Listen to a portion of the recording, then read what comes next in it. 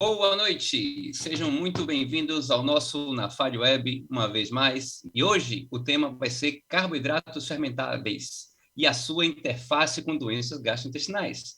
E nós vamos contar para vocês a história que não foi contada, porque intolerância a carboidratos, supercrescimento bacteriano, supercrescimento fúngico, diagnósticos que são baixa incidência ou são poucos pensados ou pouco levantados. A gente planejou uma noite com um amplo raciocínio clínico com experts em casos empolgantes e difíceis para a gente poder pensar. E quem vai apresentar esses casos para a gente é a doutora Adélia Carmen, que é nosso Distrito Federal. E para debater, a gente tem um time de gigantes. Nós temos aqui, pela primeira vez, o professor Caetano Marquezine, cirurgião bariátrico, mestre e doutor em cirurgia. Mais que tudo, uma mente brilhante na cirurgia bariátrica. Esse cara tem um pensamento agudo, eu já conheço ele há 20 anos. Ele é capaz de sair de situações clínicas que quase ninguém consegue, só com pensando fora da caixinha disso aí. Ex-presidente da Sociedade Brasileira de Cirurgia Bariátrica e Metabólica. Isso fala, e também ele é de uma dinastia de novo, mentes brilhantes da medicina. A gente vai ter também o meu amigo, meu chefe, eterno chefe, Décio Cinzão, professor na USP, que é o presidente da Federação Brasileira de Gastroenterologia. E a gente conta aqui também, pela primeira vez, com não menos famosa, a doutora Rosa Soares, lá do Rio de Janeiro, que ela é professora titular do Departamento de Medicina Clínica da Universidade Federal Fluminense. Então, isso fala por tudo. A gente conhece ela de fama, a gente vai pegar o cérebro dela emprestado aqui, ela vai com certeza pegar tudo que a Adélia vai colocar para a gente. Na moderação, a gente tem a Carla, tem o Fábio, tem o nosso presidente da Sociedade Brasileira de Motilidade Digestiva, Neuromotilidade, que é o Ricardo, agora o nome certo, Ricardo Viebig, que vai abrilhantar aqui. Então, sem mais, eu passo também e digo que temos o apoio científico da Apsen Farmacêutica, e da Lassa Biomédica e institucional da Federação Brasileira de Gastroenterologia da Sociedade de Neuromotilidade. Fábio, contigo.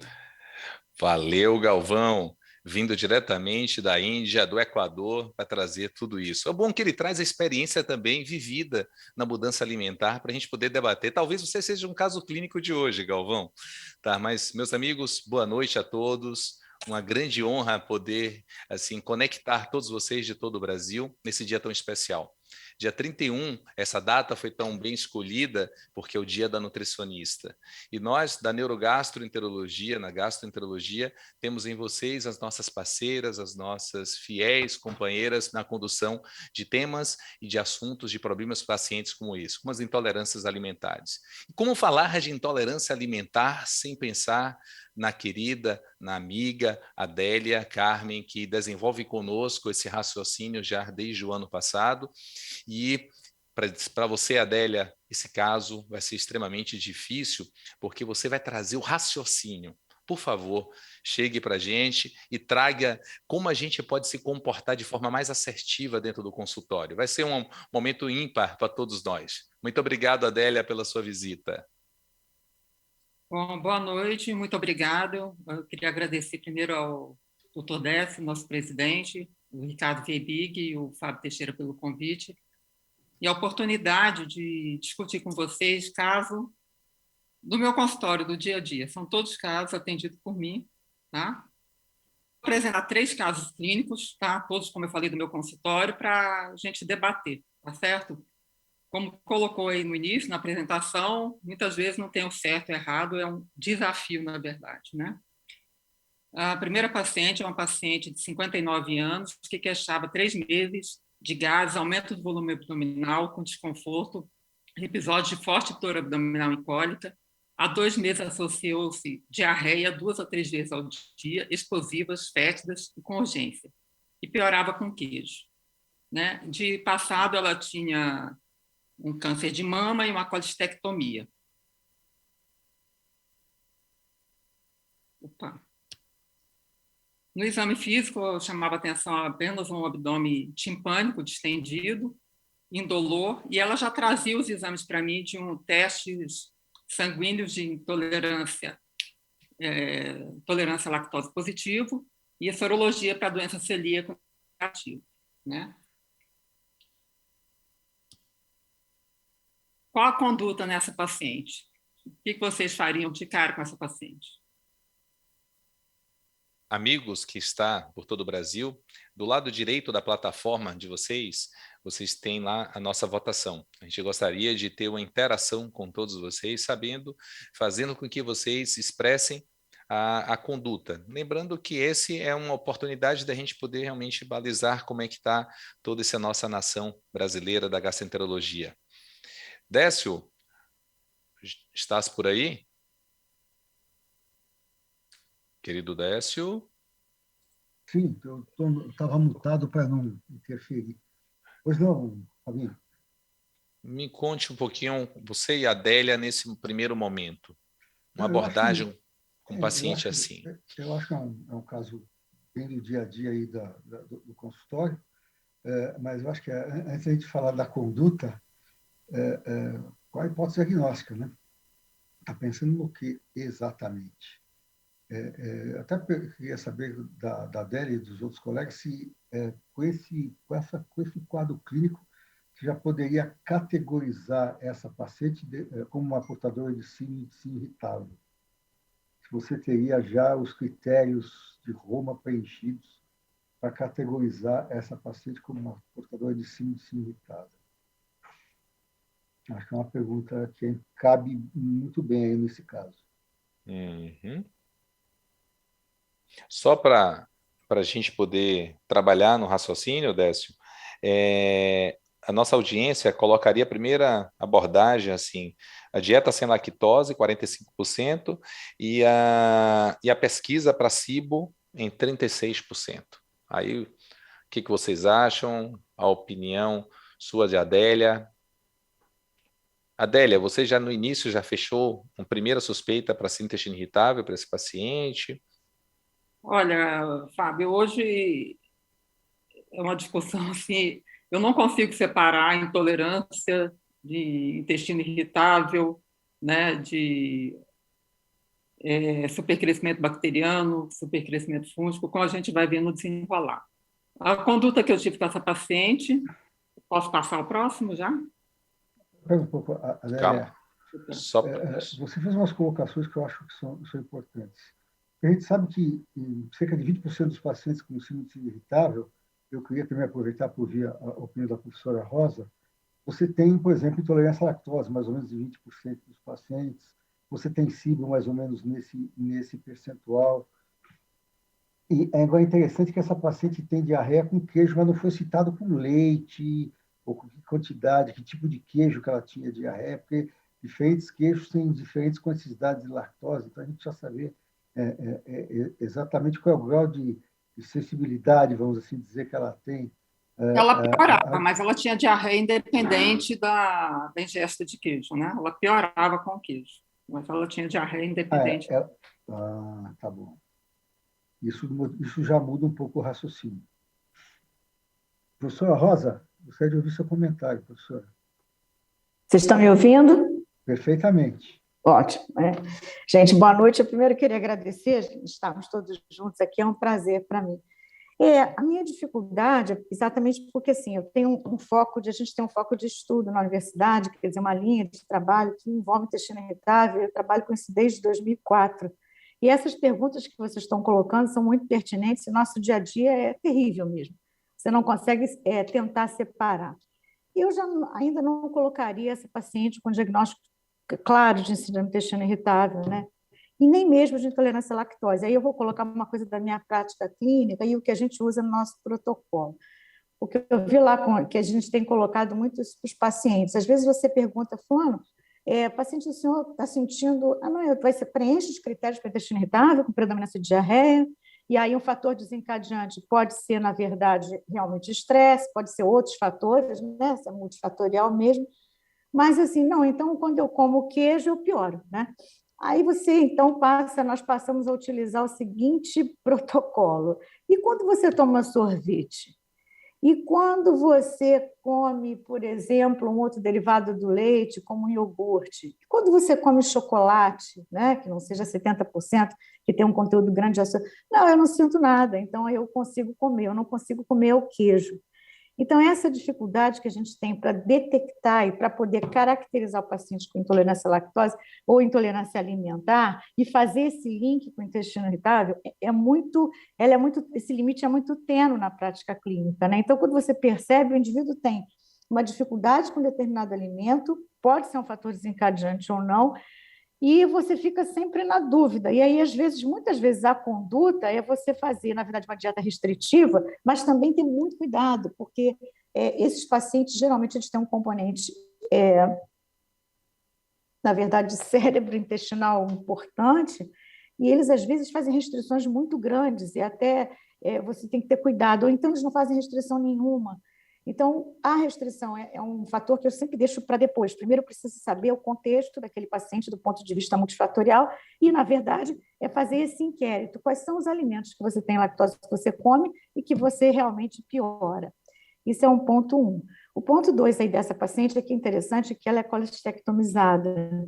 E a gente vê muito isso desses pacientes exatamente porque eles têm vários... doenças funcionais cumulativas, né, no mesmo indivíduo, e muitas vezes a colestectomia é um fator importante, mesmo que tardio, para você ter um quadro que às vezes é síndrome do intestino irritável lá e que não é síndrome do intestino irritável. Então, essas nuances, né? Então, eu não fecharia esse diagnóstico assim de imediato, teria que explorar um pouco mais. Eu queria aproveitar... Não sei se comentei. Não, sim, eu queria aproveitar para adicionar alguns comentários na excelente colocação que a professora Rosa fez. Eu até tinha anotado aqui a colestectomia, eu ia perguntar para o professor Caetano exatamente o papel da colestectomia, o que acontece, o que ele tem visto com os pacientes colestectomizados em quadros semelhantes, com frequência ele tem visto isso, o quanto a colestectomia pode ser responsável por esse quadro, exatamente nessa linha de raciocínio da professora Rosa. Por que eu não fecharia com síndrome do intestino irritável? Porque se você for, vamos dizer assim, rígido no teu conceito, ela tem dor abdominal? Tem. Tem mudança do hábito intestinal? Tem. Isso são conceitos básicos para síndrome do intestino irritável, mas ela só tem 3 meses de evolução. E o critério de Roma pede 6 meses. Então, assim, vamos dizer que ela quase fecha, mas não fecha. A mesma opinião e a mesma dificuldade eu tenho em relação ao inquérito alimentar. Eu acho um negócio complicado. Eu acho que, por exemplo, por isso eu perguntei, mas só a queijo? Que tipo de queijo? E a leite não, o queijo pior, etc. Eu vejo essa paciente, eu não tenho dúvida, não é que eu não tenho dúvida, eu acho que ela tem um quadro muito sugestivo de SIBO, extensão abdominal, cólica, diarreia, que é muito sugestivo de SIBO dessa paciente. Assim, eu acho que o que chama atenção também dessa é fezes fétidas explosivas, né? Isso aí sim, também chama atenção da SIBO, né? Mas eu queria muito ouvir o professor Caetano falar sobre a ligação, assim, a dualidade colestectomia e quadros que se apresentam assim no consultório, na experiência dele. Essa paciente, como ela fez a colestectomia há 8 anos, não seria minha primeira hipótese. Geralmente, os pacientes que fazem a colestectomia e têm diarreia no pós-operatório são pacientes que vêm com uma história de uma diarreia bem determinada logo depois da cirurgia e que geralmente foi mal conduzida pelo cirurgião. Isso é muito comum. Os cirurgiões acabam esquecendo que a colestectomia pode causar essa diarreia aguda pela presença da bile pura que vem ela é catártica e vem para dentro do intestino e dá esse efeito de diarreia, com mudança, às vezes, de flora intestinal. E essas pacientes, normalmente, a gente trata sem antibiótico, sem nada. A colestiramina, você usa a colestiramina por um período só e há uma adaptação bem tranquila desses pacientes. Então, normalmente, tem 2 casos. Tem os meus pacientes que eu opero, que eles já começam com a diarreia, normalmente, quando voltam à dieta normal, depois de uma semana, 10 dias. A gente geralmente pede já para os pacientes, é uma conduta muito antiga do professor Marquezini. Pacientes colestectomizados, a gente aconselha a evitar comidas com gordura que provoquem exatamente a funcionalidade da bile no intestino. Quando a gente pede isso e faz um controle próximo, explica para o paciente que essas comidas gordurosas podem levar a essa diarreia, mas daí não é só queijo, que é outra coisa também que chama atenção. O paciente tem uma diarreia com qualquer coisa e o queijo piora. Também não faz sentido. Então, e 8 anos depois ela vir sem uma história prévia, de pelo menos ter tido sintomas de pós-acolestectomia, aqui no caso eu não realmente nem me passou pela cabeça esse diagnóstico. Já fiz muita colestectomia na minha vida, acompanho muito paciente e muitos pacientes vêm com diarreia de outros colegas, às vezes com a queixa da diarreia como primária. A gente vai na história clínica do paciente e ele fez uma colestectomia 1 ano atrás, está com a diarreia, geralmente existe uma chave pontual, diarreia e cirurgia, e a gente trata. Síndrome do intestino irritável é uma das coisas que a gente pensa muito nisso, sempre. É uma patologia muito comum, a gente acompanha vários pacientes. Eu tenho que fazer gastroenterologia nos meus pacientes pós-operados, porque a gente logicamente, a gente não trata a obesidade, a gente trata uma pessoa, então tem que fazer gastroenterologia. Normalmente eu peço ajuda também para os meus colegas gastroenterologistas. Mas uma das coisas que cirurgião às vezes pensa quando tem diarreias assim súbitas, acompanhadas de dor abdominal, são tromboses mesentéricas e trombose veia porta, que ela tem 59 anos, a paciente, e a gente teria que talvez procurar um pouquinho mais causas vasculares, se essa paciente tem histórico alguma coisa na área cirúrgica. Às vezes você faz isquemias não maciças, mas isquemias segmentares, que podem dar sintomas, principalmente de cólon, sigmoide, e dar exatamente sintomas, cólica, dor abdominal e diarreia dessa forma explosiva. Então, como cirurgião, se um gastro viesse me dar uma ajuda aqui que eu não estou conseguindo, eu iria investigar também essa parte, e no caso aqui, uma colonoscopia poderia ser. Eu tenho 2 casos no meu histórico de vida em pacientes clínicos de trombose de veia porta que dão dor abdominal e alteração importante do trato gastrointestinal agudamente assim também. Então, são casos assim raros, mas que, logicamente, aqui dentro do que foi discutido, sem dúvida nenhuma, a minha primeira terapêutica não seria fazer uma dieta. Teste terapêutico, acho que é o mais fácil de intolerância alimentar. E, gente, assim, quando o Caetano fala da conduta do passado, do professor Marquezine, ele não está falando do alter ego dele, não. Ele está falando do pai dele, viu? É uma história boa. Adélia, você vê que nós estamos em sintonia. A nossa plateia está em sintonia com nossos experts. Siga, minha criança. Bom, a primeira coisa que eu pensei para essa paciente, eu realmente tenho essa diarreia colerética, né? Mas, como já foi falado, não foi meu primeiro diagnóstico, não foi meu primeiro pensamento. O que eu pensei foi no SIBO, né? E o que é o supercrescimento bacteriano do intestino delgado? É uma desbiose, né? Onde você tem uma alteração, um aumento das bactérias, 10 a elevado a terceira, tem alguns trabalhos que moram a 10ª a 5ª, é uma síndrome que você tem tanto alteração da composição das bactérias como aumento das bactérias no intestino delgado, né? E quais são as causas da SIBO? Você tem alterações devido a alterações de motilidade, como nos diabéticos, né? Extremamente frequente, a gente vê isso no consultório todos os dias, em caso de gasparesias, uso de opioide, né? Em alterações anatômicas, a gente vê isso muito nos pacientes com doença inflamatória intestinal, onde você faz as ressecções, os estenoses, né? Na ressecção da válvula ileocecal, que é um fator protetor, grande protetor da desbiose, e o que a gente comenta hoje, que é extremamente frequente, são as gastropastias redutoras, né? Que hoje é uma moda, né? A gente tem visto cada vez mais, no consultório eu faço endoscopia, eu faço quase todo dia uma endoscopia pré ou pós-operatório de bariátrica.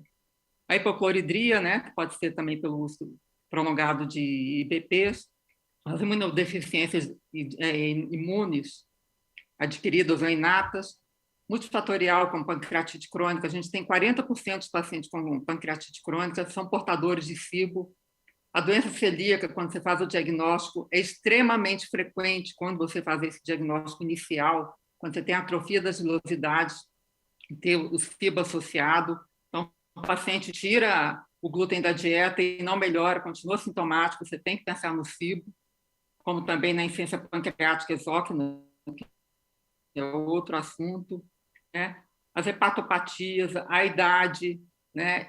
A obesidade, a síndrome do intestino irritável. Então, a gente tem amplas causas, né, de supercrescimento do intestino bacteriano do intestino delgado. Adélia, o quadro clínico da SIBO... Adélia, deixa eu fazer uma pergunta. Nesse caso, qual seria a etiologia dessa SIBO? A paciente não é diabética, ela não tem nenhum desses comentários que ela tem sindromicamente esse diagnóstico, sim. Mas e etiologicamente? Por que essa paciente desenvolveu SIBO? Para planejar, tem que ter uma visão de médio e longo prazo dessa paciente, que o quadro vai tender a recidivar. Odé, você fez uma pergunta interessantíssima. Eu faço teste respiratório no consultório, né? Eu vejo que a maioria dos pacientes, né, principalmente os meus, muitas vezes você não tem um fator de risco, entendeu? Eu vejo isso todo dia. Tá? Então, assim, eu acho que a gente tem que ter uma visão mais ampla. Eu pego muito SIBO no consultório, muito. Pacientes jovens, sem fator de risco, sem cirurgia, né? E eu não sei explicar, não, mas eu tenho visto demais. Queria até ver a opinião de vocês aí. Professora Rosa? Eu poderia complementar, Adélia, eu também vejo muito isso, mas a gente vê isso no dia a dia. Mas o que eu queria complementar é que, em relação à questão da colecistectomia, eu nem falei para uma questão do quadro de Jarry com a colecistectomia, porque ele realmente já tem muito tempo, ela já tem uma cirurgia muito antiga. Na verdade, o que eu coloco é que toda vez que eu vejo um paciente que é colecistectomizado previamente, eu já vejo que esse paciente é um funcional complexo. Então, pelo fato dela já ter sido colecistectomizada previamente, isso significa que ela já tem uma que a gente chama de disfunção, né, de motilidade universal. Então, o que acontece com esses pacientes? São colecistectomizados, fazem a colecistectomia, muitas vezes os sinais e sintomas perduram e às vezes até pioram, né, porque a causa da doença do paciente é uma disfunção que é universal, né, uma disfunção digestiva em que você inclui tantos os diagnósticos de doença funcional, às vezes num paciente só. Foi por isso que eu falei da colecistectomia. E uma outra pergunta que eu queria fazer para a Adélia é o seguinte: você, assim, no inquérito alimentar, você só pesquisou queijo, quer dizer, não pesquisou outras fontes de alimento, quer dizer, na verdade, outros macronutrientes? Não, eu sempre pergunto, Rosa, eu sempre pergunto, é porque eu quis deixar é importante. mais enxuto, sim.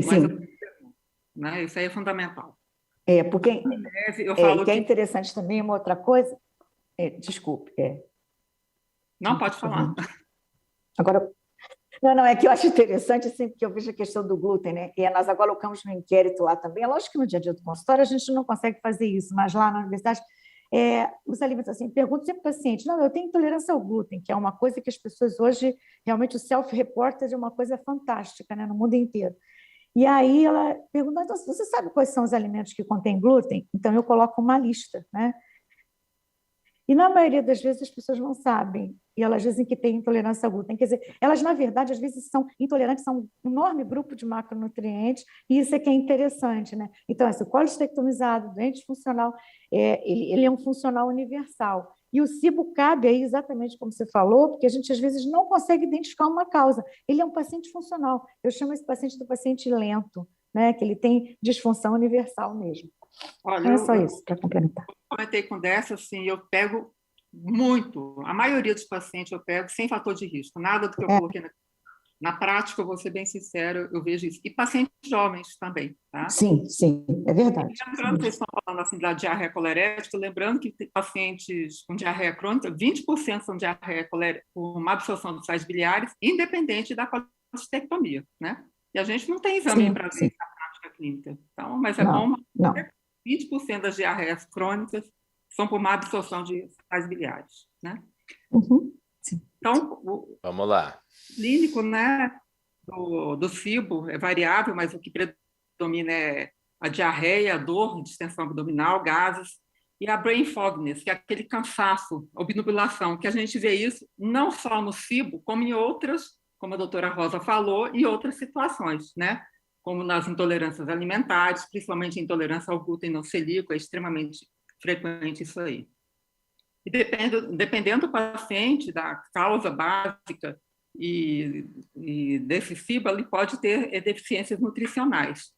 E o que a gente vê na prática, que eu aconselho todo mundo a pedir, eu peço todos os dias, é a dosagem de vitamina B12, né? Então, a gente vê muita baixa de B12 e aumento de ácido fólico, que são indícios indiretos, né, do SIBO, tá? Então, nessa paciente... em relação ao SIBO, aí vai perguntar, nossa, mas eu moro no interior, né? Eu sei que tem muita gente aqui que assiste essa aula de vários locais do Brasil que não tem condições de fazer o teste respiratório, né? Eu sou privilegiado, tenho essa oportunidade, mas, assim, teoricamente, você não é recomendado fazer o tratamento empírico do supercrescimento, pela inespecificidade dos sintomas e por poder, às vezes, dar até um problema com clostridium, né? Então, como é que a gente faz o diagnóstico da SIBO? É pelo aspirado jejunal e cultura, mas isso na prática a gente não usa porque é invasivo, tem que fazer endoscopia, tudo mais, e o que a gente tem na prática hoje é o teste respiratório de hidrogênio, né? Então, a gente dá esse é o básico do teste respiratório, tanto para as intolerâncias alimentares como para a pesquisa da SIBO. Você dá o substrato via oral, que vai variar de acordo com o que você vai pesquisar. Você tem a fermentação no intestino delgado, e quem faz essa fermentação são as bactérias, né? Nós não produzimos hidrogênio, quem produz são as bactérias, e a gente mede esse hidrogênio expirado. Lembrando que aqui no Brasil a gente não tem, na maioria dos serviços que eu saiba, a dosagem do metano. Então, quando você tem o predomínio de metano, que nos Estados Unidos eles fazem muito hidrogênio e metano, quando você tem um predomínio de metano, você muitas vezes tem constipação e não diarreia nesse paciente. E você pode ter de 15% a 20% de pacientes não produtores de hidrogênio, então você tem um falso negativo. Então, aqui mostrando a curva, né? Você pode usar a glicose ou a lactulose como substrato, tá? Os dois são válidos. Bom, e essa paciente, eu pedi o exame para ela do teste de supercrescimento, veio positivo. Eu passei para ela, a conduta que eu passei foi o metronidazol associado a um probiótico, e prescrevi também uma dieta pobre em lactose e a lactase sob demanda, né? E eu gosto muito de desneurotizar os pacientes, como a doutora Rosa falou, da intolerância. Porque tem gente que fala assim, doutora, você me passar uma domperidona, e olha na bula que tem lactose no medicamento. Isso é incapaz de provocar sintomas nos pacientes, né? Então, eu sou... como é que eu falo? Assim, meu consultório é muito viciado. As pessoas vêm assim, eu tenho uma clientela diferenciada, né? Então, eu pego intolerância no consultório todos os dias, mas eu tento desmistificar, porque fica uma neurose total e isso faz muito mal para a cabeça e a vida social, como a gente vai comentar mais na frente. Bom, a paciente voltou com grande melhora, cessou a diarreia, tudo mais, mas ela ainda mantinha muitos gases e estava reclamando para mim. E agora, o que vocês fariam? Antes disso, Délia, Oi? você usa só metronidazol, você faz associação com ciprofloxacina, você tem experiência nessa associação, ou só usar cipro, e agora com os novos antibióticos não absorvíveis, se você está tendo experiência. Eu hoje em dia, dificilmente eu peço para o paciente restringir lactose. Eu acho que você ter lactase à disposição é uma questão de adaptação da dose da lactase para que ele possa ter uma digestão da lactose e não ter nenhum tipo de problema relacionado a isso. Acho que não tem muito mais sentido você hoje restringir a lactose, pedir para ele tomar leite sem lactose, que custa caríssimo, é mais fácil comprar lactase. Eu gostaria de saber se você tem, na tua experiência aí, já que você tem uma boa referência nisso, um comparativo entre o metronidazol, a ciprofloxacina. Olha, até se eu não tenho comparação, não. O antibiótico que eu mais uso é o metronidazol mesmo. Já usei rifaximin em alguns, mas como é muito caro, né? Tem alguns pacientes que eu uso. E o meu consultório, assim, eu atendo convênio, né? Então, assim, eu atendo desde faxineiro a ministro, né? Então, assim, minha clientela é muito, muito diversificada. E a maioria dos pacientes eu resolvo bem com metronidazol, eu tenho uma boa resposta. Dependendo se ele já usou antes, eu uso o cipro, a gente vai comentar, eu vou comentar mais à frente do tratamento, né? Em relação à lactose, à restrição, o que eu costumo chamar a atenção dos pacientes? Evitar leite condensado, creme de leite e sorvete. Entendeu? E o resto eu acho que você tem que, sob demanda, você vai usando a lactase de acordo com a necessidade, né? Porque eu falo, você vai passar uma manteiguinha no pão, você não faz mal, não sente mal, não precisa usar nem a enzima, nem tirar essa manteiga, né? Eu acho que tem que ter um bom senso, que nem a doutora Rosa falou. A gente não tem que ficar neurotizando isso aí, não, tá? Mas o que você faria com essa paciente, Décio? Ela está com gases ainda. Ela tem tomado mesmo com probiótico. Ela tomou o probiótico, tomou o antibiótico, melhorou muito, muito, mas ela ainda me queixava de muitos gases. Ela tem aerofagia? Você percebeu isso Não. nessa paciente? Paciente tranquila. Ela se dizia ansiosa, mas no consultório ela não me passou esse tipo de... Era um paciente fácil de lidar, entendeu? Um paciente tranquilo no consultório. E aí, o que vocês fariam? Boa pergunta. Estamos na votação. Podem discutindo. Vamos pensando. Posso comentar? Pode comentar, professora. Não, o que eu não quero... Na verdade, o meu raciocínio é muito semelhante da Adélia, né? Minha conduta também é muito semelhante, mas eu realmente, assim, a intolerância à lactose ainda é uma coisa que eu fico muito em dúvida se ela não é parte de um conjunto de intolerância alimentar múltipla, né? Então, isso é uma coisa que eu deixo sempre para o final. Tento restringir realmente alguma coisa pequena, porque eles realmente têm dificuldades e fazem restrições, às vezes, muito grandes e desorientam a sua própria vida e acabam ficando com muito mais sintoma do que o habitual. Mas eu acho assim, o probiótico, eu sugeriria, no caso dessa paciente que persiste com sintoma, a gente colocar para ela a importância dela utilizar o probiótico por um período mais prolongado. Eu normalmente tenho um protocolo maior. Na verdade, ao invés de 30, usar 60 dias, né? Rever em 30 e depois, mesmo que... mas olha, você vai melhorar, isso vai acontecer. Porque, na verdade, essa transformação, essa indução de uma flora menos produtora de gás, ela vai acontecer mais tardiamente, é o que eu tenho visto no dia a dia. E se você consegue conhecer o paciente, às vezes você tem um efeito positivo mais a posteriori. É só isso mesmo. Perfeito. Deixa eu ver nossa plateia, como é que está a nossa audiência. Dieta Low Food Maps, 63%.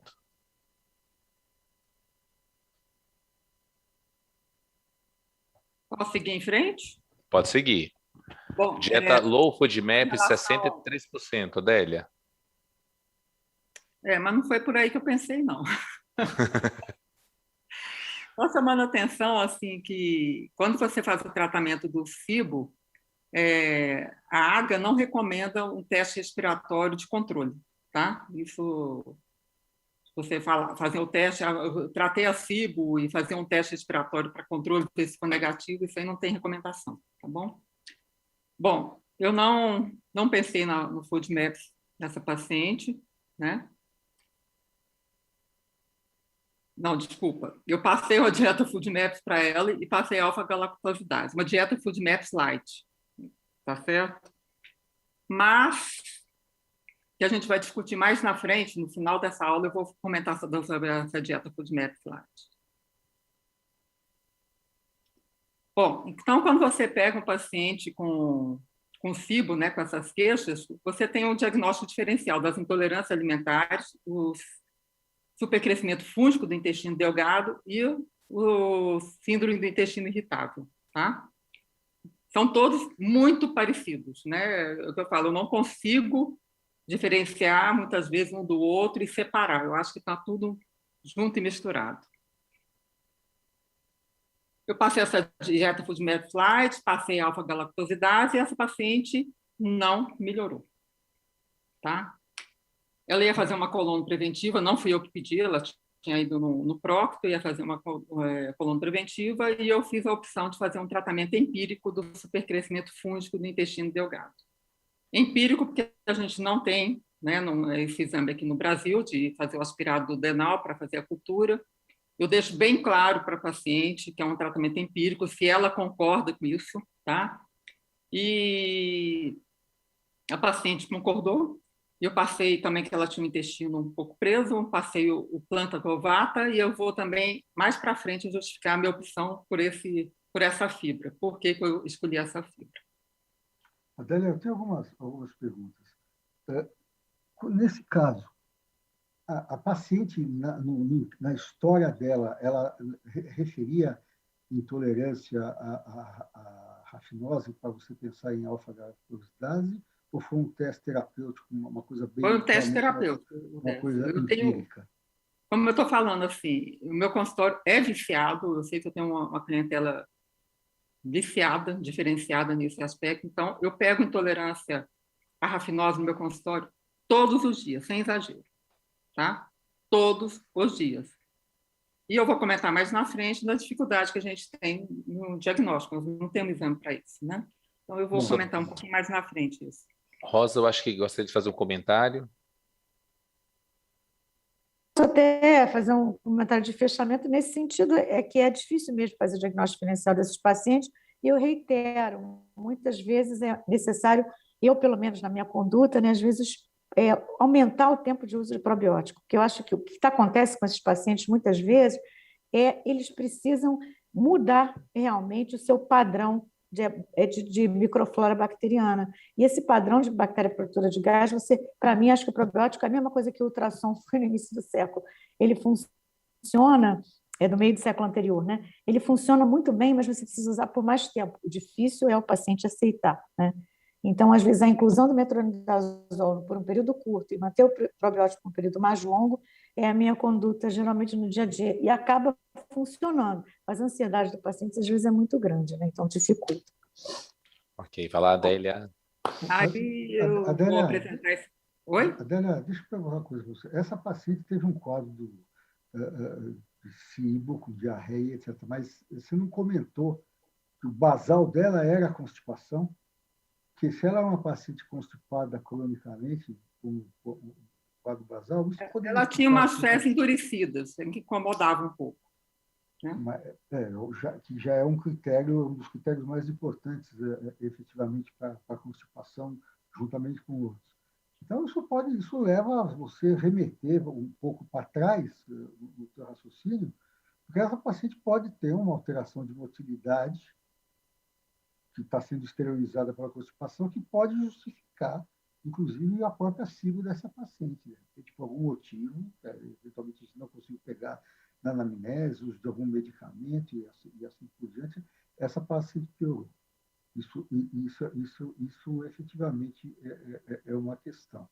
E tratando a constipação dela, eu, antes de fazer o tratamento empírico contra crescimento fúngico, que pode ser concomitante ao crescimento bacteriano, uma coisa não exclui a outra, efetivamente, talvez essa paciente pudesse também, eventualmente, ter uma resposta melhor em relação àquela queixa de distensão que ela tinha. Então, é algo para se pensar, num caso desse, como você estratificar estratificar os passos do tratamento, porque se a gente coloca tudo de uma vez, no final das contas, a gente pode não saber exatamente o que melhorou a paciente.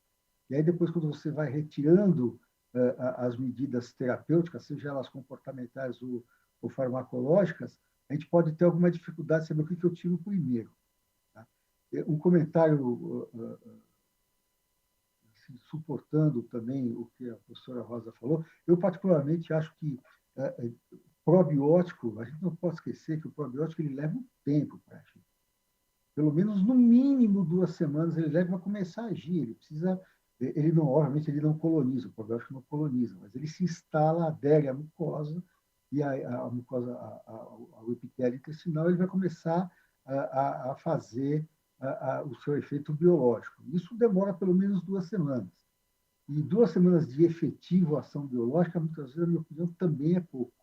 Eu, na realidade, eu deixo o probiótico da paciente por meses, 3, 4, 6 meses. Inclusive, eu até falo para ela assim, olha, esse medicamento ele tem uma série de efeitos positivos, não só nesse teu problema como tem, mas na tua saúde como geral. Eu gosto muito do probiótico, acho que o probiótico bem indicado, principalmente se a paciente tem outros comemorativos, é uma coisa que ajuda bastante também. A minha visão, nesse caso em particular, que ele tem alguns detalhes realmente que são, assim, que eles são complicadores do raciocínio clínico. O desafio, a gente está aqui para isso. Vamos lá, Adélia. Tem muita coisa pela frente. Tem. Bom, eu falo que minha vida mudou no DDW que eu assisti essa apresentação aqui. Foi a apresentação sobre um trabalho sobre supercrescimento fúngico. Então, mostra que pacientes com sintomas inespecíficos, dor abdominal, distensão, dispepsia, náusea, fisiose, né? Que foram rastreados, fizeram vários exames, coluna, endoscopia, e não apresentava nada, e foi feita cultura desses pacientes, né, de duodeno, e 19% apresentava supercrescimento fúngico, 25% bacteriano e 19% associação do fúngico com bacteriano. Então, se você juntar, você tem 40% dos pacientes com sintomas gastrointestinais inespecíficos apresentando supercrescimento fúngico, né? E eu confesso que eu tenho tratado bastante, tá? Isso a gente pode levar para discussão. E depois também tem um trabalho mostrando, mais em seguida, aquele lá foi de 2014, pacientes submetidos a colectomias também entram no grupo de risco para supercrescimento, tanto bacteriano quanto fúngico, quando tem alterações da anatomia. Bom, essa paciente, depois que eu fiz o tratamento empírico do supercrescimento fúngico, ela voltou assintomática, muito feliz e agradecida. O intestino dela melhorou com a fibra e a coluna dela, que ela fez, que não fui eu que solicitei, mostrava apenas uma diverticulose. Tá? Nós vamos para o segundo... Bom, então aqui falando sobre o supercrescimento bacteriano, né, que a gente, como que trata, a gente tem que corrigir as causas se necessários, né, identificar as deficiências nutricionais, fazer alterações da dieta, como o Décio e a doutora Rosa comentaram, né, a associação do fibo com o intestino irritado. E o tratamento, você tem vários antibióticos que você pode usar, né? A AGA recomenda o antibiótico de primeira escolha, a rifaximina, mas, como eu falo, aqui no Brasil a gente já tem, mas é muito caro, então nem todos os pacientes. Eu, particularmente, meu primeiro antibiótico que eu costumo usar é o metronidazol. Bom, vamos para o segundo caso, que tem muita coisa para a gente discutir ainda. É um paciente de 59 anos, ele era um atleta profissional, foi um atleta olímpico até, e é um conhecido meu de longa data, ele é meu amigo, né? E ele me procurou há 6 meses com dor abdominal intermitente, cólica, gases fétidos, náuseas, e queixava também de muita dispepsia. Tinha um ritmo intestinal normal, uma cirurgia bariátrica, né? Depois que ele parou de lutar, ele engordou bastante, fez um sleeve há 10 anos, já me trazia exames de intolerância à lactose e sorologia para doença celíaca negativo, e ele estava consultando com outro médico em uso de Buscopan, Tectalônio e Zolpidem. Ele também era colestectomizado, me trouxe uma endoscopia que mostrava uma gastrectomia vertical, com a biópsia com gastrite moderada, o H. pylori positivo, e ele já chegou no meu consultório usando o esquema TRIPS para H. pylori, né, aqueles outros medicamentos, e estava no D4 do esquema TRIPS. Qual a conduta que vocês fariam para esse paciente? Agora, Marquezine, coloque logo para frente, se poste. Precisaríamos muito do seu raciocínio, querido. Com a gastrectomia vertical, a primeira coisa que eu falei nesse paciente era suspender o tratamento da H. pylori. A gente sabe que alguns pacientes podem fazer diarreia com o uso de azitromicina ou claritromicina. Então, o esquema tríplice, às vezes, dá diarreia. Primeira coisa. Ele estava com diarreia quanto tempo antes? Ele já tinha diarreia antes ou só dor abdominal? Não, a queixa dele maior era dor abdominal, distensão e dispepsia. Ele não teve diarreia. Então, vamos voltar. Dor abdominal pós-sleeve, a gente tem que tomar cuidado com dispepsia, dor abdominal e esses sintomas, tem que antes ver se cirurgicamente a cirurgia está bem. A gente vê pacientes operados que podem ter, sim, problemas de motilidade grave, gástrica, tardiamente, depois da cirurgia bariátrica. Então, a primeira coisa que eu faria, eu investigaria esse estômago através de exames radiológicos, principalmente, porque a endoscopia muitas vezes não é capaz de ver anatomicamente esse estômago. Depois, logicamente, tem que lembrar que SIBO é uma coisa que é mais comum na cirurgia bariátrica do que muito cirurgião pensa.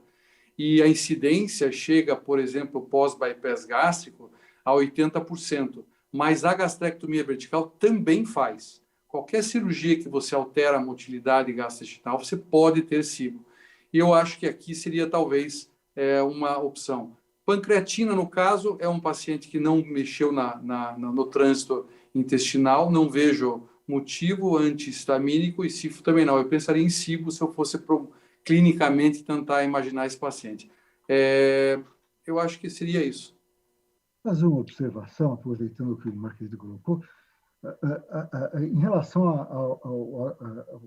ao H. pylori desse paciente.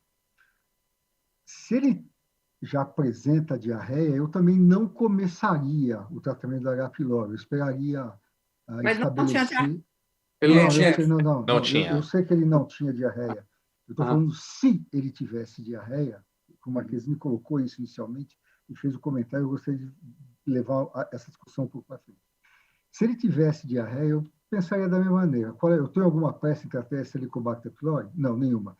Ele tem alguma indicação formal do tratamento do Helicobacter pylori, como, por exemplo, história de câncer na família, alguma coisa assim? Aparentemente não, que não foi relatado. Então, qual é a pressa que eu tenho? Vamos esperar, vamos o paciente estabelecer, etc.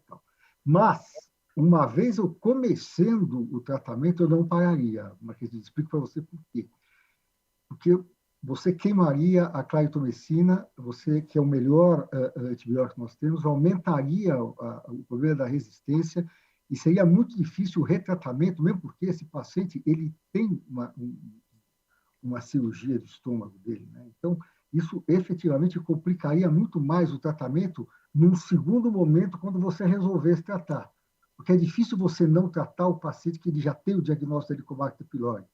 O paciente vai no Google, ouve um monte de coisa, isso aqui é um oncogênio tipo 1, etc. Então, eu acho que nesse caso, em particular, nessa situação, não começaria baseado exatamente na premissa que você falou. Está com diarreia, se ele tivesse diarreia, vou dar um antibiótico, ele vai piorar a diarreia. Perfeito. Agora, se você começou, se você já pegou o paciente, eu não suspenderia exatamente pelo problema da resistência bacteriana, que é um problema muito sério aqui no nosso país. Nós temos pouquíssimos antibióticos que são disponíveis para o tratamento da Helicobacter pylori. Então, todo e qualquer um que a gente consiga manter, ele é muito precioso para a gente efetivamente queimar dessa maneira. Então, essa observação que eu gostaria de fazer, particularmente em relação a esse comentário que foi colocado. Décio, vamos aproveitar só um pouco o Marquezini, só para a questão de uma orientação para todos os nossos gastos do Brasil. Marquezini, um paciente como esse foi pós-sleeve. Eu queria só a sua diferença de conduta para um paciente que vai para uma endoscopia. O que você gostaria que o endoscopista passasse para você de informação numa dor abdominal de extensão no pós-sleeve? Veja, esse é o tipo de sintoma que preocupa mais com bypass. Pós-sleeve, aí você tem, logicamente, por isso que eu digo que o SIBO seria a primeira, talvez, pensamento, que você mexe pós-sleeve. Mas se eu quisesse descartar qualquer problema da gastrectomia vertical via endoscopia, eu acho muito, olha, eu vou ser franco, eu sou endoscopista também, Fábio, há muitos anos. a não ser que você tenha uma alteração anatômica onde você entra e vê um desvio grande do eixo, um estreitamento distal da incisura angular, com uma dilatação grande do fundo gástrico, algo muito evidente, você detectar alterações anatômicas de motilidade, por exemplo, endoscópica, é muito difícil você ver isso. Então, eu acho que não é por aí. Lógico que eu pediria endoscopia, que o H. pylori foi encontrado e é importante. O que o Décio falou, total acordo, a gente evitar ao máximo suspender. Logicamente que se você não tem a diarreia e o paciente começa com a diarreia com o uso do medicamento e for algo que o paciente digamos, inviabiliza a vida normal do paciente, não há como, Décio, a gente não suspender. Mas, logicamente, eu concordo com você que manter antibiótico sempre é importante. Agora, eu acho que o exame radiológico aqui, Fábio, vai nos dar muito mais. O Galvão é craque nisso aí, mostra muito exame radiológico para nós, mostrando estômagos, às vezes, parece um S dentro do abdômen do paciente. E isto é sintomático. Eu tenho um caso muito peculiar de uma paciente que me procurou exatamente com esse sintoma. Dor abdominal, mal-estar, sensação de meteorismo importante. Ela tinha uma alteração importante do estômago. Eu quis converter a cirurgia dela para um bypass, para tirar toda a pressão desse estômago, e ela não queria. Ela saiu do consultório braba e disse que ia voltar a falar com o cirurgião, que prometeu para ela que a cirurgia dela não ia ter problema. Mas são coisas muito importantes. E eu falei para ela em outros tratamentos, mas ela já tinha voltado já de tratamento para cibo, já tinha, isso inclusive foi um atendimento em São Paulo, já tinha passado por gastroenterologista, já tinha passado, e a única coisa que ela tinha era essa alteração anatômica muito, muito, muito evidente do estômago pós o exame radiológico. Então, estudo radiológico contrastado, dinâmico, paciente ortostase. Exatamente. Fábio, deixa eu fazer uma pergunta para o Marquezinho. Bom, primeira coisa, um comentário. Eu sou um fã do radiológico. É uma pena que hoje em dia, quando você pede um raio-x, o paciente conseguir fazer é uma dificuldade. Ninguém quer fazer, tanto por avaliação do estômago quanto avaliação do esôfago. Mas, alguns anos atrás, Marquezinho, nós tivemos uma reunião de cirurgiões bariátricos e gastroenterologistas clínicos. Uma reunião patrocinada por um laboratório, seu pai estava lá. Se eu não me engano, teu pai estava lá presente. A grande discussão ali era exatamente o papel da Helicobacter pylori, o resultado da cirurgia, e o pessoal estava muito dividido entre qual tipo de cirurgia realizar. Se fazia o bypass ou se fazia a vertical. Qual é a tua preferência e por quê? Puxa, aí vai ser uma honra um dia dar uma aula sobre isso para vocês, mas encurtando a conversa de um jeito bem simples, hoje nós temos vários indícios mostrando que a gastrectomia vertical pode ter uma recidiva de obesidade maior. E isso é uma preocupação para os cirurgiões bariátricos. Com 2 anos, os resultados são muito similares, mas quando você faz um segmento a partir do 5º ou 6º ano, existe uma descola a curva de uma para outra em recidiva de obesidade, e o potencial metabólico também que a gente deseja com o paciente obeso, porque a obesidade não é só o excesso de peso, a obesidade é excesso de inflamação, enfim, tudo aquilo que eu não vou aqui falar para vocês, que é muita coisa, mas o bypass ainda mantém para mim, o primeiro lugar ainda em termos de tratamento de obesidade dentro do Brasil. Existem algumas outras técnicas que estão sendo discutidas no mundo, mas no Brasil é o bypass gástrico, Conselho Federal de Medicina, muita ciência por trás, e mostra, sim, que o bypass gástrico traz um benefício muito grande e mais duradouro. Existem várias outras coisas. Tanto a preocupação é essa, que nos Estados Unidos, o sleeve, que é a gastrectomia vertical, é a cirurgia ainda mais feita, mas já lá estão fazendo cirurgias, estudando cirurgias para pacientes que voltam a ganhar peso com o sleeve. E aquela ilusão que se vende muito, que alguns cirurgiões vendem, infelizmente. Olha, faz o sleeve, porque daí não precisa mexer no intestino. Daí não vai ter problema, como se mexer no intestino fosse o Voldemort do Harry Potter. Não pode falar, porque senão alguma coisa ruim vai acontecer. Então, assim, faz primeiro o bypass, o sleeve, e se não der certo, depois faz um bypass para emagrecer. Não funciona. Bypass pós-sleeve é para tratamento de refluxo. Para tratamento de recidiva de obesidade, não funciona. Então, a coisa é mais complexa. O buraco é um pouco mais embaixo. É uma discussão muito grande. Ainda, se eu tivesse o cirurgião bariátrico aqui, a gente ia acabar discutindo. Mas, só para dizer assim, o meu modo de enxergar, não estou dizendo que o sleeve é uma cirurgia ruim, mas estou dizendo que a minha preferência pessoal é pelo bypass. Obrigado. Perfeito. Adélia, vamos lá. 85% da nossa audiência concorda inicialmente com Marquezine e pensaria na SIBO. Os gastros estão afiados com os cirurgiões, tá vendo, Marquezine? Muito bom.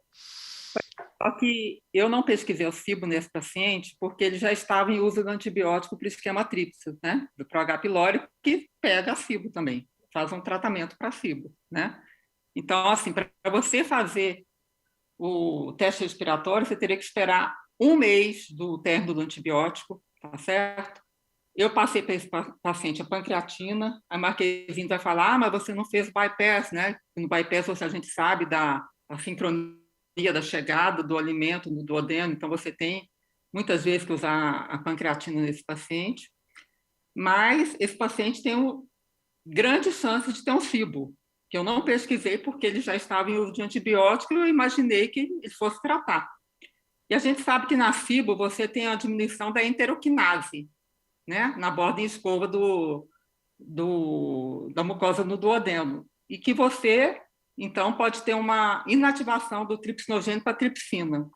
Então, eu costumo usar bastante, mesmo no sleeve, eu passei a pancreatina para esse paciente e passei um probiótico, né? E ele melhorou. Deixa eu fazer uma pergunta para você, uma colocação bem de encontro com o que o Marquezine falou. Eu me lembro ainda da época da gastrectomia B2, que era uma causa de insuficiência pancreática secundária exatamente ao falta de estímulo que você tinha. Mas, nesse caso, o paciente não fez uma gastrectomia B2. Mas ele tinha grande chance de ter, como eu comentei, um supercrescimento bacteriano. E quando você tem um supercrescimento bacteriano, você pode ter inativação. Não, sim, mas ele não estava já tratando, já não estava tomando antibiótico? Estava tomando, mas eu passei a pancreatina para ele e ele melhorou muito da dispepsia. Muito, que era a náusea da dispepsia. Mas ele ainda reclamou para mim. Ele é um paciente, como eu estou te falando, ele é meu amigo. Então, ele tem acesso a mim, ele liga, manda mensagem, era que eu conheço ele há uns 30 anos. E ele ainda melhorou bastante, mas ele ainda reclamava de dor abdominal à ingesta de alguns alimentos. Eu fiz um tratamento empírico de supercrescimento fúngico para ele. Ele não melhorou, tá? Aí eu fui tentando no diário, né, o alimentar dele. Ele comeu alho um dia, teve dor abdominal, aí eu passei uma dieta para ele e a alfa-galactosidase. E esse paciente melhorou muito. Então, é aquilo lá que eu falo desde o início. É difícil você separar uma coisa da outra. Como eu conheci esse paciente, e ele foi um judoca atleta olímpico, ele morou uma época no Japão. Então, ele costumava comer muito molho shoyu, né? E eu comecei a questionar, e descobri que ele estava comendo muito molho shoyu. Aí eu mandei ele parar com o molho shoyu e ele ficou ótimo. Tá bom? Então, essa aqui é mais... Vamos para o terceiro caso. Calminha. Eu tenho algumas perguntas aqui que eu gostaria de trazer à audiência para debater um pouco com vocês. Carla, está por aí, meu bem? Estou aqui. Carlinha, traga para a gente o que nossos amigos de todo o Brasil estão trazendo para a gente. Obrigado a todos, uma boa noite. Primeiro, a primeira pergunta que veio foi da Fernanda Anes. Ela pergunta, na diarreia após colecistectomia, qual é a dose da colestiramina que é usada e se existe alguma outra medicação sem ser a colestiramina para tratar esses pacientes. Talvez o professor Marquezine consiga nos dizer isso daí para esclarecer para a Fernanda. Tá, vamos lá. A colestiramina habitualmente funciona, e se você não tem com a colestiramina funcionante, você tem que investigar a SIBO e outras causas, porque a colestiramina ela deve funcionar. E o que a gente faz normalmente, faz 4 gramas, sachês, hoje acho que tem até diet para os pacientes diabéticos aí. E esses sachês a gente usa normalmente de forma empírica, na verdade, a gente começa com 3 ao dia e vai diminuindo conforme o ritmo intestinal vai respondendo. Então, normalmente começa 3 no primeiro dia, se no segundo dia, a partir do segundo dia não melhorou, continua com 3, mas habitualmente a gente vê assim, o paciente começa com 3, no segundo dia passa para 2, terceiro dia 1 e continua usando 1, a gente mantém esse 1 até o paciente ter sintomas de obstipação. E a partir daí a gente, então, junto com isso, logicamente, regula a dieta, rica em fibras, faz todo o controle intestinal. Hoje em dia, com os probióticos também a gente tem usado, a minha nutricionista trabalha muito com a gente em conjunto para regularizar esse intestino, porque a gente tem que lembrar o seguinte, existem 2 tipos de paciente que vem no consultório. Existe o paciente agudo, que é aquele que fez a cirurgia da colestectomia e chega com o problema, e aquele paciente que está com uma diarreia crônica que não foi diagnosticado por um outro cirurgião ou não voltou no consultório eventualmente depois e volta 3, 4, 5 meses depois, ou até eu tenho uma paciente que estava com diarreia há 2 anos, que nós tratamos. Agora, agudamente, você observa em qualquer um dos casos uma melhora importante com a colestiramina. É impressionante. Eu tenho uma paciente chinesa que foi emblemática, ela tinha 2, 3 anos de diarreia e tinha passado por vários médicos, e quando eu falei para ela, mas eu sei o que a senhora tem. Ela era uma mulher chinesa, ela mal falava o português, a neta que ela trouxe, ela quase chorou na minha frente, e quando ela voltou sem diarreia, ela não acreditava, ela dizia, não é possível que ninguém sabia disso. Eu falei, na verdade, muita gente sabe, só que muita gente esquece também que isso pode acontecer. Basicamente, Décio quer fazer algum comentário? Eu estou vendo o Décio aí coçando a barba. Eu tenho uma dica, porque de vez em quando a colestiramina some do mercado. Né? É verdade. Isso já aconteceu. Você pode usar como uma tentativa, e que funciona, tá? Hidróxido de alumínio. O alumínio quer laçar o bilhar. O alumínio quer laçar o bilhar. É obstipante também, né? E é exatamente por isso que ele é obstipante. Então, você pode tentar hidróxido de alumínio 1 ou 2 medidas depois das refeições, se você não achar a colestiramina ou não tiver dinheiro para comprar, porque é caro. Não, mas normalmente eu mando manipular, sabe, Décio? Eu não mando comprar. Você, hoje, para comprar, realmente falta muito no mercado, e eu tenho usado de rotina, nem mando mais comprar em farmácia, eu mando manipular. Eu sei alguns lugares, geralmente na cidade tem alguém que manipula, porque isso é uma droga que, como em qualquer cidade, existe uma necessidade, né? E é uma coisa fácil de trazer para si, mesmo cidades pequenas, a pessoa que manipula traz do outro laboratório, manda buscar, hoje em dia fica muito fácil. Então, eu mando manipular, não mando comprar, porque eu sei que falta, você tem razão, falta muito. Mas hidróxido de alumínio também é uma bela... Só lembrando, é que pode quebrar o galho muitas vezes. Sim. Bom, Carla, rapidinho, mas tem mais uma? Rapidinho, mais uma, Carlinha. Essa para a Adélia, para a professora Rosa. Adélia, a doutora Vera Ângelo está na plateia, comenta que tem visto também muitos casos de SIFO. Ela gostaria de saber qual a sua experiência com relação a candidíase de repetição. E aí, aproveitando essa mesma pergunta, o pessoal, acho que foi um pouquinho mais rápido o slide, e o pessoal ficou sem ver qual foi o tratamento que você fez para SIFO, daquele primeiro caso lá, e quando você usa o metronidazol, qual a dose que você usa. E além disso, a grande pergunta, assim, acho que vários já perguntaram aqui, qual o probiótico usar de escolha, e se começa junto ou se usa depois do tratamento com antibiótico, enfim. São só essas 10 perguntas aí, mais ou menos. Dica prática. É assim, o manual para o consultório. Isso aqui hoje, viu? Tudo, viu? Vai ter que contar todos os seus segredos, viu, Adé? Hoje aqui é o dia de sair assim, com o manual anotando para o consultório. Bom, eu uso metronidazol 400 miligramas, 3 vezes ao dia, por 10 dias. Probiótico, eu uso lactobacilo, o bifidobactério associado. Realmente não tenho uma receita de bolo para isso. Eu começo junto, e com a diferença de horário de 2 horas, eu geralmente mando tomar o probiótico ao deitar, tá? Mas você tem que dar um prazo de 2 horas entre o antibiótico e a ingesta do probiótico. Em relação ao tratamento do SIFO, eu uso itraconazol 100 miligramas ao dia por 14 a 21 dias, 2 a 3 semanas, ou fluconazol 150 miligramas pelo mesmo período. E a pergunta da doutora Vera é extremamente interessante. Anamnese é tudo na medicina, né? Então, como a doutora Rosa falou, o inquérito, né, o diário alimentar, quantos de vocês perguntam se o paciente come pasta de amendoim? Quantos de vocês perguntam se a paciente tem monilise vaginal de repetição? Eu pego muitos pacientes que eu tenho tratado com supercrescimento fúngico, são veganos, eles adoram pasta de amendoim, entendeu? E é um fator de risco para CIF, tá? Então, essa pergunta da Vera é extremamente interessante, porque você tem que ver uma abordagem geral do paciente, tá? Eu tive uma paciente vegana, que usava pasta de amendoim, que eu fiz um tratamento empírico do CIFO, ela voltou quase que beijando os meus pés. Ela tinha um cansaço, uma dinamia, e é uma pessoa que você vê bem inteligente, bem, sabe, assim, culta, né? Mas ela falou assim, doutora, eu não estava conseguindo, até minha vida sexual melhorou, tá?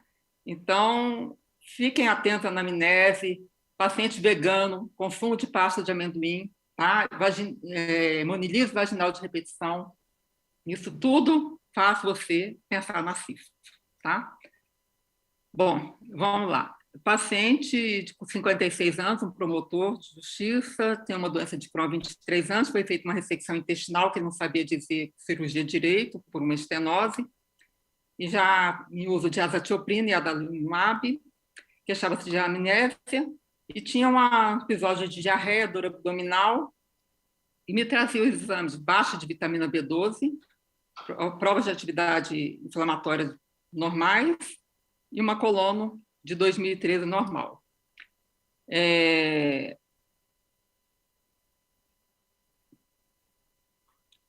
Bom, eu solicitei para esse paciente uma outra colono, pedi uma interressonância, né, e passei para ele colestiramina, que foi tão discutida, e a vitamina B12. O paciente voltou com uma melhora da diarreia, mas ainda com muito gases e dor abdominal.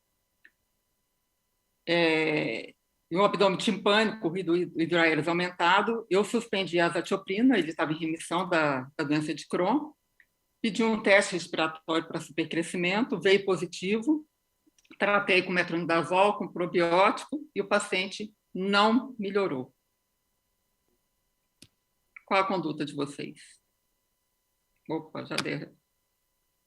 Volta para mim, ô Caio, por favor. Isso. Não, volta aquela. Pode deixar aí que eu passo. Posso perguntar uma coisa? Foi investigado recidiva do Crohn? Foi eu pedi. Ele fez uma colono, fiz uma interressonância. Tudo normal. Tudo normal. Professora Rosa. Passei colestiramina para ele, ele melhorou, a vitamina B12 também melhorou da amnésia, do cansaço que ele tinha, melhorou da diarreia, mas aí ele ainda continuava com gases e dor abdominal. Fiz o tratamento para supercrescimento bacteriano, que eu pesquisei, e ele não melhorou. Adália, você podia comentar um pouco mais sobre esse quadro de adinamia, astenia, esse quadro que a gente costuma observar nesses pacientes? Você roubou minha pergunta agora, meu mestre Décio. Estamos conectados. Uma das causas é a baixa de vitamina B12, né? E o outro é a desbiose mesmo, tá certo? O processo inflamatório que eu acho que esses pacientes têm. Mas a gente vê isso também na intolerância alimentar, né? Aí eu não sei explicar, não, Décio. Você falou em falta de memória, né? Isso é bem típico de paciente que faz deficiência de B12, né? Muito comum em bariátrica. Porque eu peço todos os dias. Para mim, o jeito que eu peço um hemograma, eu peço vitamina B12 no consultório. Em bariátrica, o paciente chega e fala, doutor, eu estou com esquecimento, é B12. Não, às vezes, eu peço o exame, mas já mando começar, já faço o tratamento, porque é impressionante como tem uma associação muito grande. E outra coisa com a B12, exatamente, é depressão. O quadro parece depressivo, que seria essa apatia, né?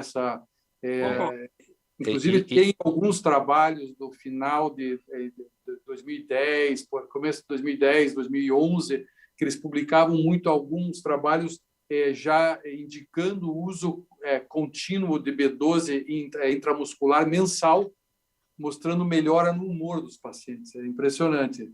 Hoje a gente faz uma vez por semana, mas antigamente a gente o cuidado não era tão grande com a B12. O Fabinho, eu acho que tem que lembrar aqui o que a Adélia falou, dando um complemento aí, é o eixo intestino-cérebro. Eixo cérebro-intestino. Isso que eu vou falar para vocês, que estaremos aqui... É uma coisa extremamente importante, porque esse processo inflamatório crônico, ele tem consequências, né? E a gente sabe que são descritos casos neurológicos, casos de alteração de comportamento, de humor, exatamente por isso. Essa é uma das razões pelo qual o uso de probiótico nesses casos ele é extremamente positivo, por exatamente diminuir esse processo inflamatório e, consequentemente, melhorar essas alterações que a desbiose causa no eixo cérebro-intestinal. Décio, e a gente tem que lembrar que temos um sentido duplo, né? Mão dupla, porque nós estamos vivendo um momento, o paciente está hipersensível, hipervigilante, o paciente está com um quadro de pânico, alimenta esse eixo cérebro e ele recebe de volta. E Marquezine, assim, é interessante a irritabilidade. Quando falar de adinamia, irritabilidade vespertina desses pacientes, o que tira o paciente, às vezes, do seu trabalho, o absenteísmo, a mudança de comportamento dentro de casa, isso é muito importante. Assim, estou só tratando para vocês, meus amigos, estamos com quase 400 colegas de todo o Brasil conectados, agradecendo a vocês pela brilhante forma de a gente poder estar construindo hoje esse manual de poder a gente lidar no dia a dia, coisa prática. Isso foi um pedido do professor Viebig, que está aí calado, daqui a pouco ele entra, do professor Décio, para a gente poder montar algo assertivo. Professora Rosa, a senhora gostaria de trazer um pouco da sua experiência, por favor? Sim, exatamente, colocar, né, reforçar isso aí para todo mundo do ponto de vista prático, que o Brain-Gut Connection, né, essa conexão cérebro-intestino é fundamental, não se pode esquecer, a gastroenterologia clínica anda com isso todos os dias, é um aspecto da clínica diária que não pode ser abandonado. E nesse caso, tem duas coisas muito interessantes. O outro colega falou exatamente da questão não tem atividade de doença, né, os marcadores foram feitos, os exames de imagem também foram feitos, e esse paciente não tem reativação do quadro intestinal inflamatório. Esse é o ponto 1. O outro ponto que é muito importante também, ele tem preservação da válvula ileocecal. E isso é importante para a gente, muitas vezes, fazer diagnóstico diferencial e afastar a SIBO, afastar o crescimento bacteriano, porque quando os pacientes não têm válvula preservada, muitas vezes eles não têm atividade de doença, mas eles têm SIBO como diagnóstico primordial para esses sintomas. E uma outra coisa que é muito prática também, que é extremamente importante, que a gente na clínica, eu trato muito a doença intestinal. Então, na verdade, o que a gente percebe, e os trabalhos falam disso, a gente também trabalha com isso do ponto de vista acadêmico, intestino irritável, né? Exatamente por causa do Brain-Gut Connection, que é uma coisa muito importante nesses pacientes com doença intestinal inflamatória, principalmente doença de Crohn, 20% dos pacientes com doença intestinal inflamatória têm superposição de doença de síndrome do intestino irritável. Então, às vezes, esses doentes têm um quadro funcional muito importante, ele não tem atividade de doença, ele tem válvula ileocecal preservada, o que já ajuda você a afastar, de certa forma, SIBO, pelo menos como primeira hipótese, né? E você já começa a caminhar a sua investigação para um componente funcional. Então, eu sempre coloco que é importante aplicar os critérios de Roma depois que você vê que esse paciente não tem atividade de doença, porque é muito frequente. 1/4 desses doentes tem intestino irritável associado, porque a gente acredita até que existe um espectro. Brain-Gut Connection, uma tendência, paciente reativo e, no final, alguns pacientes com doença intestinal inflamatória. Uma proporção pequena, mas é um caminho que se percorre. É mais isso que eu acho que é uma coisa prática e que é importante de ser colocado. Obrigada. Eu concordo com a senhora, mas ele tinha um SIBO, um teste respiratório positivo, eu tratei e ele não melhorou, tá? Aí, sim. O que eu fiz? Eu passei uma dieta restritiva, alfa-galactosidase para ele, e o paciente ficou ótimo.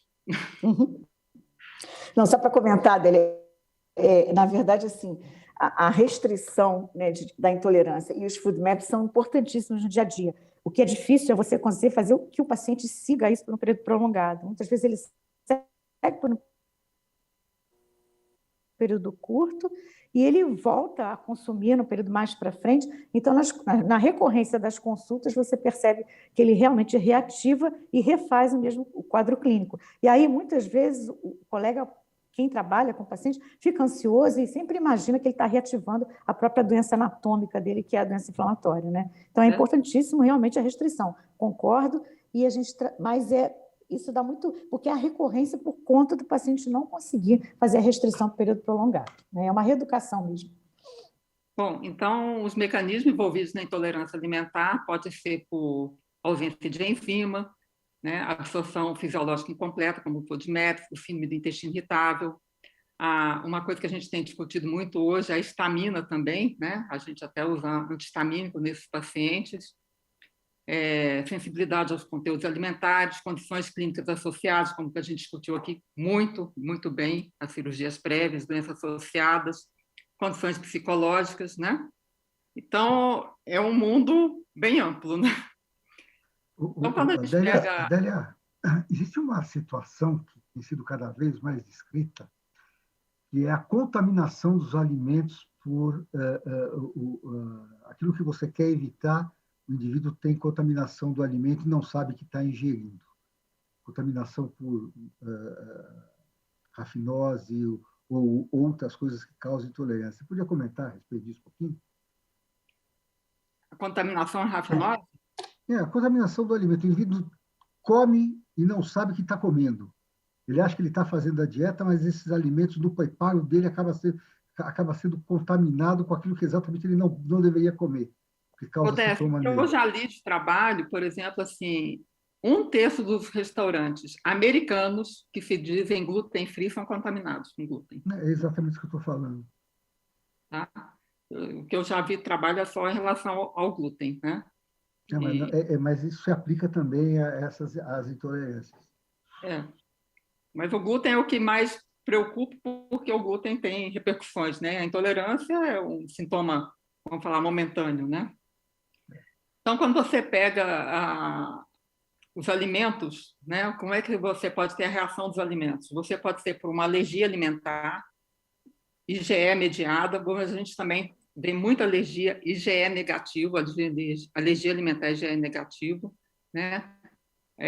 Aumento da hipersensibilidade visceral. Então, o fator emocional também é muito importante. Quando você faz, por exemplo, um teste respiratório, você tem um teste respiratório positivo, mas o paciente não apresenta sintomas, a gente fala em má absorção e não intolerância. Então, essa hipersensibilidade visceral é fundamental no quadro clínico, né? E só para mostrar aqui, esse aqui é um trabalho super recente, eu sei que não é o escopo da aula, mas eu me cocei e não consegui deixar de colocar sobre alergia alimentar, que é a alergia alfa-gal, IgE mediada, que é a alergia à carne bovina, que é cruzado com a picada do carrapato. Tá? E é uma coisa nova, né? Pelo menos para mim, eu acho que eu discuti com outros colegas também, eles colocaram... É no American Journal esse trabalho, né? Eu li desse ano. E mostrando que você pode ter até anafilaxia, mas que interessante que você pode ter só os sintomas digestivos nesse paciente, sem reação cutânea, sem rush, né? Simulando intestino irritável, como dor abdominal, náusea e diarreia. Então, só para mostrar o amplo papel da dieta nos sintomas gastrointestinais. Isso aqui não é para aula, só coloquei como provocação mesmo, tá? Adélia, eu aceito não comer pasta de amendoim, porque eu detesto pasta de amendoim. Acho que o meu churrasquinho eu não vou abrir mão, não. Professora Rosa, rapidinho, Adélia, só a professora Rosa queria complementar. É bem rápido mesmo, gente. É a relação da questão da histamina, né? Da questão desses pacientes serem hiperérgicos. O que a gente viu em 2004, só para relembrar, posso até disponibilizar essa publicação, nós publicamos e a gente foi muito bem aceito com esse trabalho, que era mostrando exatamente que os doentes com doença funcional, eles são hiperérgicos por natureza. Então, a gente fez até testes cutâneos, o que você percebia. Os antígenos alimentares eles eram mais hiperérgicos até dos que respiratórios, isso era uma pergunta que até hoje não está respondida, mas o que se percebe é que existe um acompanhamento dessa hiperreatividade, com maior prevalência de cefaleia, doente funcional, com clínica intestinal, e esses pacientes são hiperérgicos mesmo, são histaminérgicos. Então, se alguém quiser, a gente pode disponibilizar essa publicação, que é uma publicação interessante, que foi assim pioneira. Aliás, são duas, e tem uma do World Journal também, que fala exatamente desses antígenos, se vocês quiserem, porque chamar atenção para isso. O nosso protocolo também de anamnese mostra exatamente qual é a história alérgica sua e da sua família. Asma, bronquite, rinite, né? Eu acho que é uma coisa interessante que tem que ser mais observada. A senhora usa Ebastina, professora? Não com frequência, não. Eu acho, a gente usa muito mais para rastreamento mesmo. É para rastreamento, para você até poder educar o paciente, mas com frequência. Okay. Adélia? Bom, então, a intolerância aos carboidratos, né? Tem a lactose, a frutose, a frutan, rafinose, sacarose, sorbitol, né? E esse aqui é um diagrama mostrando como é que você faz o diagnóstico da intolerância à lactose, que eu falo que é muito fácil fazer, porque até para uma boa anamnese, como eu comentei, muitas vezes você não tem acesso no SUS ou ao interior, você não tem os exames, mas você pode, numa boa anamnese, fazer o diagnóstico da intolerância à lactose. Você pode fazer pela dosagem da glicose sanguínea, mas o padrão ouro é o teste respiratório, tá? Então, como eu mostrei no slide anterior, a produção de metano e hidrogênio no intestino delgado e absorvido e eliminado via pulmão. E a presença dos ácidos graxos e de cadeia curta e também dos gases vão ser responsáveis pelos sintomas dos pacientes, né? Como a distensão, dor abdominal, diarreia, gases. E como é que a gente faz o diagnóstico dessas intolerâncias? Nós temos teste respiratório para lactose, para frutose, para frutan. Poucos centros aqui no Brasil fazem da frutan, mas eu aqui em Brasília realizo. Eu sei que tem algumas outras pessoas, a doutora Vera em Belo Horizonte também realiza, e tem poucos centros que fazem. E a rafinose, como é que a gente faz? Nós não temos teste para intolerância à rafinose, né?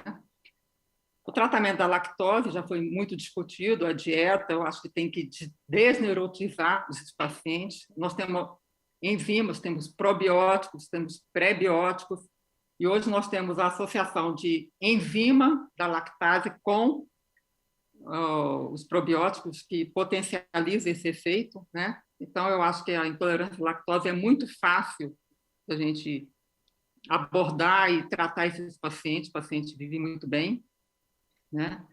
A intolerância à frutose, nós não temos enzima para isso, mas lembrando que a frutose é absorvida pelo GLUT2 e pelo GLUT5, e o GLUT2 ela é absorvida junto com a glicose, então, quando você associa a glicose na dieta do paciente, ele melhora a intolerância, mas o tratamento realmente é pela restrição alimentar, né? A gente geralmente passa que está a tabela, né? Mas a gente geralmente, os pacientes intolerantes, eles devem consumir de 3 a 4 gramas de frutose por refeição, em paciente normal 10 a 12.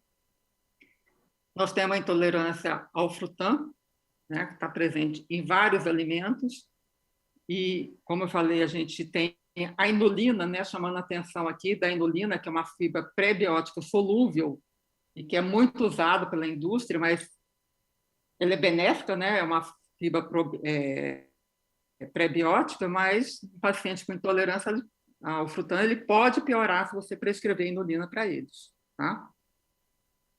E é bem interessante esse trabalho aqui, mostrando por que eu passei para aquela paciente lá do primeiro caso, o Phyphilium para ela, planta ovata, porque mostra que quando você associa essa fibra, o Phyphilium, você diminui a fermentação dos pacientes com intolerância ao frutan. Então, eu tenho começado a usar isso no consultório, eu mando os pacientes ingerirem antes do almoço, para ele misturar com os alimentos, né? E os pacientes diminuem a fermentação e os sintomas desse paciente. Em relação à rafinose, é um trissacarídeo, a gente sobe os monossacarídeos, ele está presente em vários alimentos, né, do nosso dia a dia, e tem 2 alimentos aqui que eu chamo muita atenção para poder fazer o diagnóstico, que é o feijão, que é a comida do brasileiro do dia a dia, né, e o brócolis, principalmente aqueles que gostam de uma dieta mais diferenciada, são veganos, a maioria come brócolis, né? Então, os alimentos ricos em rafinose, para a gente fazer uma anamnese, A gente não tem, como eu falei, o teste para fazer, mas nós temos uma enzima que serve como um teste terapêutico, né? Um tratamento empírico também. Então, eu uso bastante, eu prescrevo bastante a alfa-galactosidase, porque ela quebra as enzimas, né? E diminui a fermentação bacteriana, e diminui muito esse desconforto. Né? E ela deve ser usada em cima, você faz o prato, você orienta a tirar os alimentos e joga a enzima, um pozinho em cima da comida. Ela não deve ser aquecida acima de 70 graus Celsius, né? E a resposta é muito boa. E também é dose dependente, né? Às vezes você tem que colocar mais de um sachê, a gente não tem apresentação em comprimido, a indústria está prometendo aí para a gente em breve o comprimido, que eu acho que vai ser muito mais prático, tá? Bom, então a gente olha a dieta FODMAPs, né? Hoje é dia do nutricionista, mas vamos ser bem realistas. Quem sempre tem um nutricionista ao lado para poder trabalhar essa dieta FODMAPs? A gente sabe que é trabalhoso. Na minha opinião, né, você tem hoje os testes respiratórios que você consegue direcionar esses pacientes, né? Então você não tem que fazer uma dieta tão rígida, né? Por quê?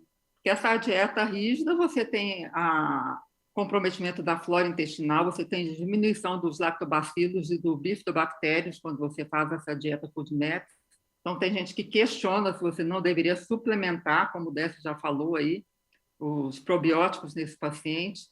É uma dieta trabalhosa, cara, tem implicações emocionais, né, e sociais nesses pacientes. Você teria que tirar um alimento 2 a 6 semanas, depois por grupos, vai reintroduzindo. É trabalhoso. A maioria dos gastroenterologistas não fazem isso, a gente depende muito dos nutricionistas, que nem todos os serviços estão disponíveis, mas, felizmente, em 2019, o Dr. Peter Gibson, né, que é o pai da FODMAPs, lançou essa dieta FODMAPs Light, que eu particularmente uso bastante, tá? E a gente consegue resolver grande parte né, com os testes respiratórios, essa dieta FODMAPs Light, eu consigo resolver a maioria dos problemas dos meus pacientes. Doutora Rosa, a senhora tem algum comentário a fazer? Não, está ótimo. Essa abordagem flexível é fantástica. Eu também concordo com ela e procuro usar o máximo possível. Mas sempre procuro exatamente enquadrar cada paciente, porque às vezes toda essa questão da intolerância passa por outros diagnósticos, outras comorbidades funcionais, e que às vezes você, quando vai reduzir, quando você vai abordar para restringir, o paciente fica muito pior do que estava antes. Então, essa flexível é a que eu uso também. Né? Mas, de certa forma, sempre lembrar que é preciso abordar esse paciente de uma forma geral, porque ele pode ter comorbidades funcionais e você restringindo demais, esse paciente ele piora dos sintomas porque ele fica muito mais ansioso. Só isso está ótimo. Doutora Rosa, eu não conhecia a senhora não, mas eu estou vendo que nós temos uma boa sintonia, viu? Muito bom, é isso aí. Que ótimo, Adélia, fico feliz também, gostei muito mesmo. E eu tentei passar na aula aqui, né, a diversidade, casos bem bariátricos que a gente vê no dia a dia, paciente com doença inflamatória, uma paciente sem fator de risco, né? Então, isso aqui, só relembrando quando a gente tinha os nossos encontros presenciais em 2019, aumentar a SBG na Câmara dos Deputados Federal, quando uns 70 anos, tá? E convidando vocês para o Congresso de Doenças Funcionais, semana que vem, que eu acho que quem está discutindo... Opa, já pulou. Quem está discutindo esse assunto hoje se interessa pelo Congresso de Doenças Funcionais. Eu queria agradecer, estou aberta a perguntas, tá? E espero ter explicado alguma coisa mais do que confundido.